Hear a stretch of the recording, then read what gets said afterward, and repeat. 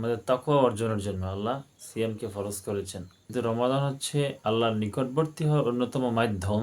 এই মাসে তোমরা বেশি বেশি আল্লাহর নিকট দোয়া করো, তার নিকট সাহায্য চাও, কারণ যে কোনো কঠিন বিষয়কে আল্লাহ সহজ করে দিতে পারেন দোয়ার মাধ্যমে।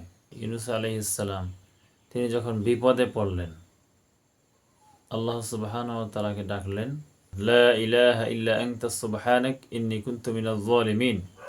তো আল্লাহ সুবহানাহু ওয়া তাআলা এখানে বললেন যে ইউনূস যদি আমাকে তখন স্মরণ না করত, ফালাউলা আন্নাহু কানা মিনাল মুসাব্বিহিন লা লাবিসা ফি বাতনিহি ইলা ইয়াউমি ইউবআসুন, আমি তাকে কিয়ামত পর্যন্ত মাছের পেটে রেখে দিতাম।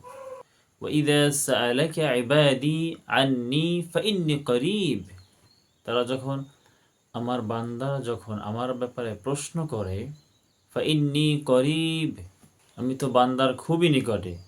অত্র আয়াতে আল্লাহ সুবহানাহু ওয়া তাআলা ইরশাদ করছেন, যখন আমার ব্যাপারে আমার বান্দারা প্রশ্ন করে তুমি বলো যে আমি তো খুব নিকটে।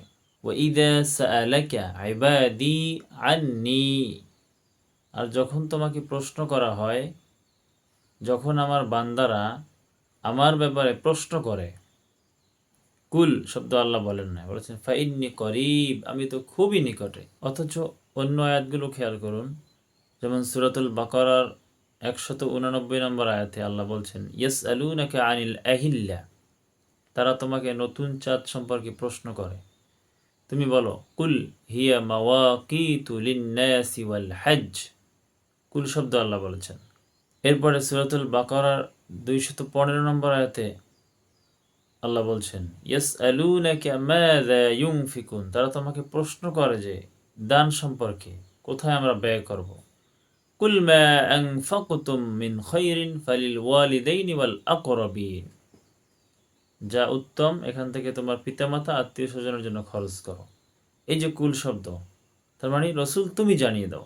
217 নম্বর আয়াত, ইয়াসআলুনাকা আনিশ শাহরিল হারামি কিতালিন ফীহ, তোমাকে প্রশ্ন করে নিষিদ্ধ মাস সম্পর্কে, এর মধ্যে যুদ্ধ করার সম্পর্কে।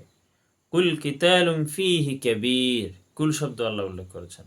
সূরা বাকারার 219 নম্বর আয়াত, ইয়াসআলুনাকা আনিল খামরি ওয়াল মাইসির, তারা তোমাকে মদ জুয়া সম্পর্কে প্রশ্ন করে, কুল ফীহিমা ইসমুন কাবীর, মদ জুয়া হচ্ছে বড় ধরনের ক্ষতি, বড় ধরনের পাপ, অন্যায়।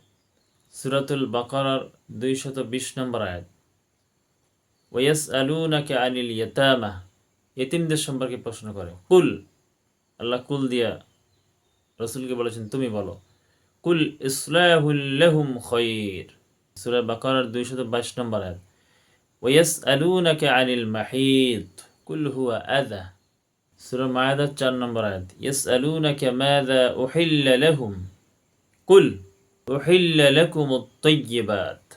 এভাবে করে পুরো কোরআনে আপনি যদি তাকিয়ে দেখেন, সূরা আরাফের 187 নম্বর আয়াত, ইয়াসআলুনাকা আনিস সাআতি আইয়ানা মুরসাহা, কিয়ামত সম্পর্কে প্রশ্ন করে, কুল ইন্নামা ইলমুহা ইনদা রাব্বি, কিয়ামতের জ্ঞান তো আল্লাহর নিকট। অনেক উদাহরণ রয়েছে। মানে হচ্ছে আল্লাহ সুবহানাহু ওয়া তাআলা যত আয়াত বলেছেন, রাসূলকে বলেছেন কুল তুমি বলে দাও। এখানে যখন আল্লাহ বললেন আমার ব্যাপারে, যখন আমার বান্দারা প্রশ্ন করে তুমি বলে দাও, একথা না বলে আল্লাহ নিজেই জবাব দিচ্ছেন, ফাইন্নী করিব, আমি তো তাদের নিকটে, খুবই নিকটে। উজিবু দাওয়াতাদ দাঈ ইযা দাআন, যখন সে আমাকে ডাকে, আহ্বান করে, আমি তার ডাকে সাড়া দিই। কতটা কাছে আল্লাহ বলছেন, ওয়া নাহনু আকরাবু ইলাইহি মিন হাবলিল ওয়ারিদ, তার যে মহাধমনী রয়েছে, শিরা রয়েছে, এর থেকেও আমি খুবই নিকটে তার। আল্লাহ বলছেন যে যখন আহ্বান করে, ডাকে আমাকে, তখন আমি তার ডাকে সাড়া দেই।